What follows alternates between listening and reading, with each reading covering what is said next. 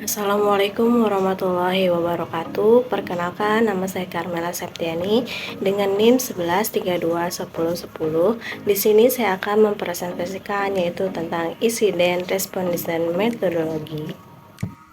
Sebelumnya, insiden respons dan metodologi itu apa sih?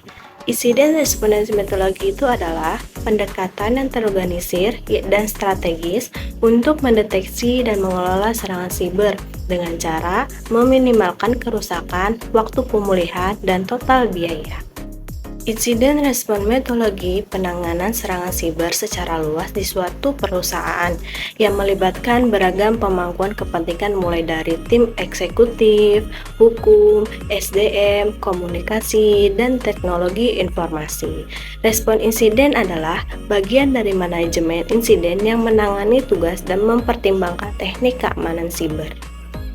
Selanjutnya, mengapa insiden respondensi metodologi itu penting? Karena respon yang relatif dan tidak terorganisir terhadap suatu serangan akan memberikan keuntungan bagi pelaku kejahatan dan menempatkan bisnis pada risiko yang lebih besar. Selanjutnya, jenis-jenis insiden keamanan yaitu dalam mengembangkan strategis respon insiden, pertama-tama penting untuk memahami bagaimana insiden keamanan, kerentanan, dan ancaman berhubungan dan pelanggaran data. Seperti yang sudah dijelaskan tadi, masing-masing kerentanan, ancaman, pelanggaran data, dia mempunyai pengertiannya masing-masing, yaitu kerentanan adalah kelemahan dalam lingkungan teknologi informasi dan bisnis. Ancaman adalah suatu entitas, baik peretas jahat atau orang dalam perusahaan yang bertujuan untuk mengeksploitasi kerentanan dalam suatu serangan. Yang ketiga adalah pelanggaran data adalah insiden di mana penyerangan berhasil mengompromikan informasi sensitif seperti informasi identitas pribadi atau kekayaan intelektual. Selanjutnya, apa yang dimaksud dengan rencana respon insiden? Rencana respon insiden adalah dokumentasi utama organisasi yang merinci hal-hal sebagai berikut. Yang pertama, apa? Yang kedua, siapa? Yang ketiga, kapan? Yang keempat, bagaimana? Seperti yang sudah dijelaskan tadi, ada beberapa rencana respon insiden. Yang pertama itu apa? Apa itu adalah ancaman eksploitasi dan situasi manakah yang memenuhi syarat sebagai insiden keamanan yang dapat ditindaklanjuti, dan apa yang harus dilakukan jika hal tersebut terjadi. Yang kedua, siapa? Siapa itu jika terjadi insiden keamanan, siapa yang bertanggung jawab atas tugas apa dan bagaimana orang lain dapat menghubungi mereka. Yang ketiga, kapan? Dalam keadaan apa anggota tim harus melakukan tugas tertentu. Yang keempat, bagaimana? Bagaimana khususnya bagaimana anggota tim harus menyelesaikan tugas tersebut. Selanjutnya yaitu cara membuat rencana respon insiden terdiri dari 4 bagian. Yang pertama, tetapkan kebijakan. Yang kedua, membangun tim tanggap insiden. Yang ketiga, membuat rencana komunikasi. Yang keempat, membuat buku pedoman.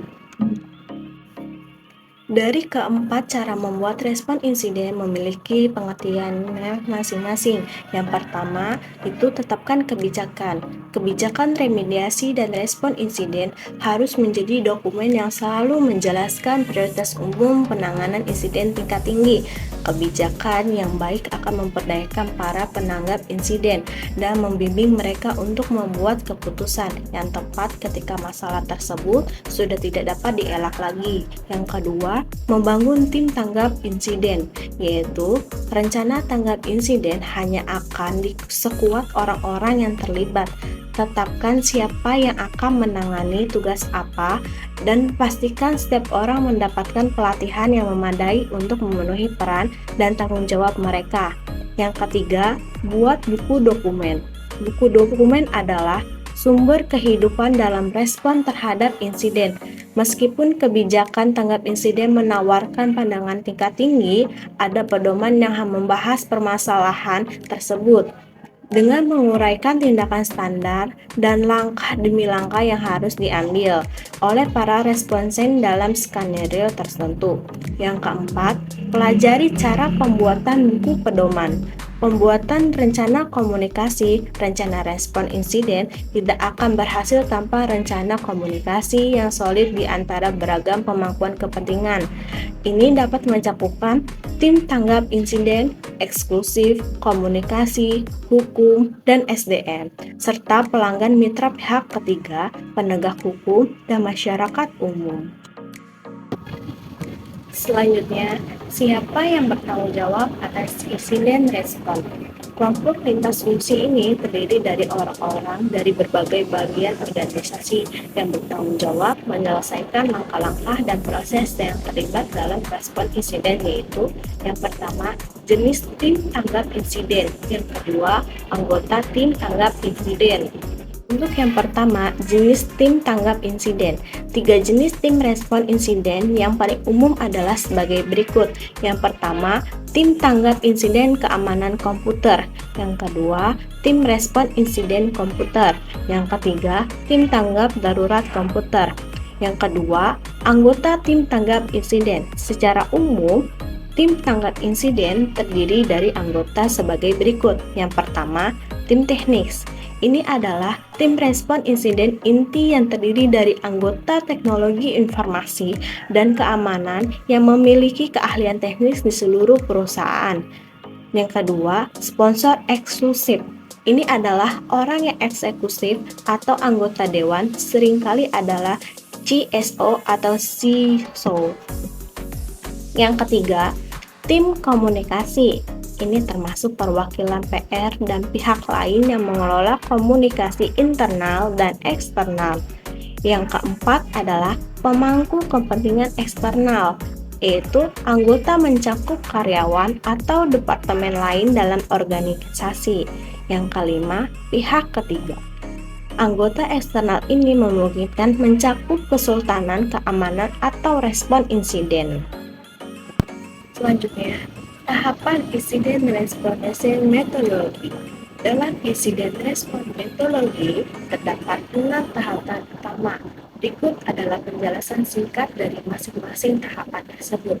Yang pertama yaitu ada preparation atau persiapan. Yang kedua ada identification atau identifikasi. Yang ketiga ada containment atau pengendalian. Yang keempat, eradication atau pemulihan. Yang kelima, recovery atau pemulihan juga. Yang keenam, lesson learned atau pembelajaran. Masing-masing dari tahapan tersebut mempunyai pengertiannya masing-masing. Yang pertama itu ada preparation atau persiapan, yaitu mengembangkan kebijakan, pembentukan tim tanggap insiden, pelatihan dan simulasi, peralatan dan infrastruktur. Yang kedua yaitu ada identification atau identifikasi, yaitu monitoring dan login, analisis dan penyelidikan, terus dan notifikasi. Yang ketiga ada containment atau pengendalian, yaitu pengendalian jarak pendek, pengendalian jarak panjang. Yang keempat ada eradication, yaitu pemulihan. Pemulihan yaitu adalah identifikasi penyebab utama, penghapusan ancaman, dan verifikasi sistem. Yang kelima yaitu adalah recovery atau juga pemulihan, yaitu adalah restorasi data dan sistem. Terus monitoring pasca insiden, evaluasi dan pelaporan. Yang keenam yaitu ada lesson learned atau pembelajaran yang terdiri dari post incident review, yaitu melakukan evaluasi dengan semua pihak yang terlibat untuk mendiskusikan apa yang berjalan baik dan apa yang perlu diperbaiki. Selanjutnya, persiapan pra-insiden atau pre-incident preparation. Dalam tahapan persiapan pra-insiden atau pre-incident preparation yaitu 1. Kebijakan dan prosedur. Yang kedua, tim tanggap insiden. Yang ketiga, peralatan dan infrastruktur. Yang keempat, klasifikasi aktiva dan data sensitif. Yang kelima, kemitraan dan komunikasi. Dari tahapan-tahapan pra-insiden atau pre-incident preparation, yang pertama mempunyai pengertiannya masing-masing. Yang pertama, kebijakan dan prosedur, yaitu menyusun kebijakan dan prosedur tanggap insiden yang jelas dan terdokumentasi. Yang kedua, tim tanggap insiden atau IRT membentuk tim tanggap insiden yang terdiri dari personil yang pelatih dan memiliki keterampilan yang sesuai untuk menangani berbagai jenis insiden keamanan. Yang ketiga, peralatan dan infrastruktur, yaitu memastikan bahwa organisasi dilengkapi dengan peralatan dan infrastruktur yang diperlukan untuk mendeteksi. Yang keempat, klasifikasi aktiva dan data sensitif, yaitu mengidentifikasi dan mengklasifikasi data sensitif dalam organisasi untuk menentukan tingkat keamanan yang diperlukan dan langkah-langkah tanggap insiden yang tepat. Yang kelima, kemitraan dan komunikasi, yaitu membangun kemitraan dengan entitas eksternal seperti penyediaan layanan keamanan, lembaga penegak hukum, dan komunitas keamanan siber. Demikianlah presentasi yang saya buat, kurang lebihnya mohon maaf. Wassalamualaikum warahmatullahi wabarakatuh.